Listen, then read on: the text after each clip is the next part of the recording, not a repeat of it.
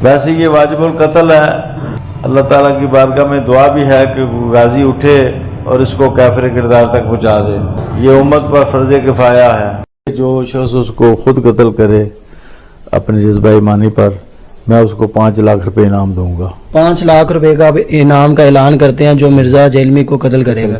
100% मैं ऐलान करता हूँ। बिस्मिल्लाहिर्रहमानिर्रहीम नहमदुहु व नुसल्ली अला रसूलिहिल करीम। इंजीनियर अली मिर्ज़ा से जो हमारे इख्तिलाफात हैं, उलमा के इख्तिलाफात हैं, वो सारी दुनिया को मालूम है। अब एक फतवा आया है सामने जो बड़ा फैलाया जा रहा है। एक मौलाना साहब की तरफ से फतवा दिया गया कि जी इंजीनियर साहब का कत्ल जायज़ है। तो मैं ये अपनी दीनी जिम्मेदारी समझता हूँ कि हम इस फतवे से बिल्कुल मुत्तफिक नहीं हैं। और जितनी भी मेरी बड़े उलमा से बात हुई है, जहां तक मेरी रसाई थी, जिनसे मेरी बातचीत हुई है, वो कोई भी इस फतवे से मुत्तफिक नहीं है। तो लोग इस फतवे को उलमा का मुत्तफिका फैसला ना समझें। सुप्रीम कोर्ट का काम है, हाई कोर्ट का काम है, जज का काम है कि वो ये फैसला करे कि कौन गुस्ताख है और कौन गुस्ताख नहीं है। ये बिल्कुल गलत है। हम इसकी भरपूर तरीके से मजम्मत करते हैं और उलमा भी, जहां तक मेरी रसाई उलमा से हुई है, वो भी इस अमल को जायज नहीं समझते। लेकिन उन मुल्कों में बहुत तेजी के साथ, और अगर जान पे बना है, अब जैसे ये इंजीनियर मोहम्मद अली मिर्जा साहब पे फतवा लग गया और यहाँ पे फतवा लगता है, अगला मामला अब आपको पता है क्या होता है। पैगामदी साहब को मुल्क छोड़ना पड़ा था और बहुत सारों को थ्रेट्स आते रहते हैं। हाँ, जान बचाने के लिए तो ठीक है। अभी मीडिया के ऊपर एक इसी तरह के नफरत के एक ड्रम ने फतवा दिया है। ये मारूफ शख्सियत मिर्जा मोहम्मद अली, उन्होंने इनके वाजिबुल कत्ल होने का कहा है कि पहले हुकूमत इनको कत्ल करे, और अगर हुकूमत नहीं करती कि गाजी उठ के ये काम करे। तो गाजी अगर उठना शुरू हो गए तो फिर तो गाजी हर तरफ उठेंगे। फिर तो सिर्फ आपका गाजी नहीं है, दूसरों का गाजी भी उठेगा। तो गाजी के मुकाबले में जब आएगा तो फिर वही उद्यम मचेगा मुल्क के अंदर।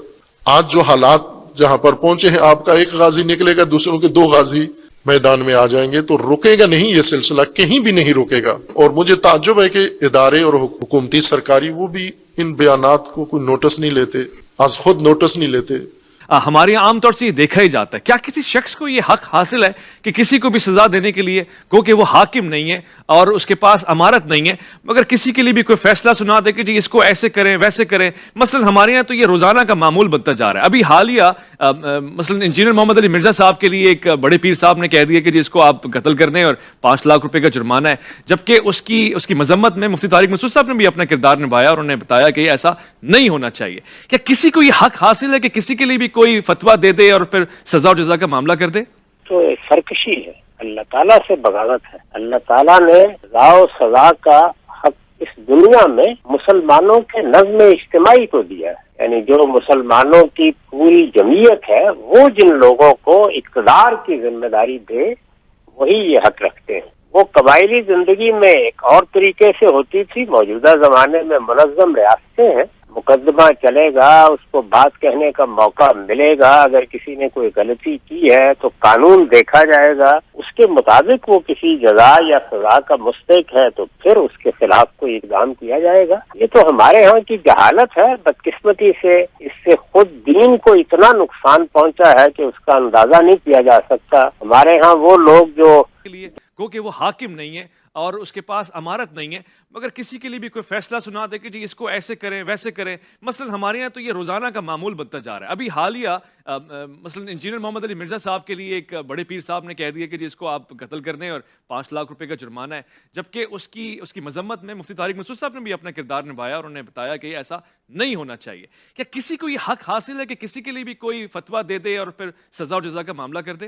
तो सरकशी है, अल्लाह ताला से बगावत है। अल्लाह ताला ने सजा और सजा का हक इस दुनिया में मुसलमानों के नज़्म इज्तिमाई को दिया है। यानी जो मुसलमानों की पूरी जमीयत है, वो जिन लोगों को इक़्तिदार की जिम्मेदारी दे, वही ये हक रखते हैं। वो कबायली जिंदगी में एक और तरीके से होती थी। मौजूदा जमाने में मुनज़्ज़म रियासतें हैं, मुकदमा चलेगा, उसको बात कहने का मौका मिलेगा। अगर किसी ने कोई गलती की है तो कानून देखा जाएगा, उसके मुताबिक वो किसी जजा या सजा का मुस्तहिक है तो फिर उसके खिलाफ कोई इक़दाम किया जाएगा। ये तो हमारे यहाँ की जहालत है। बदकिस्मती से इससे खुद दीन को इतना नुकसान पहुंचा है कि उसका अंदाजा नहीं किया जा सकता। हमारे यहाँ वो लोग जो दुनिया से नावाकिफ हैं, اور دین سے بھی اصلاً ناواقف ہی ہوتے ہیں، وہ اس طرح کی باتیں کرتے بھی ہیں اور اس کو اپنے دینی جذبے کا اظہار سمجھتے ہیں۔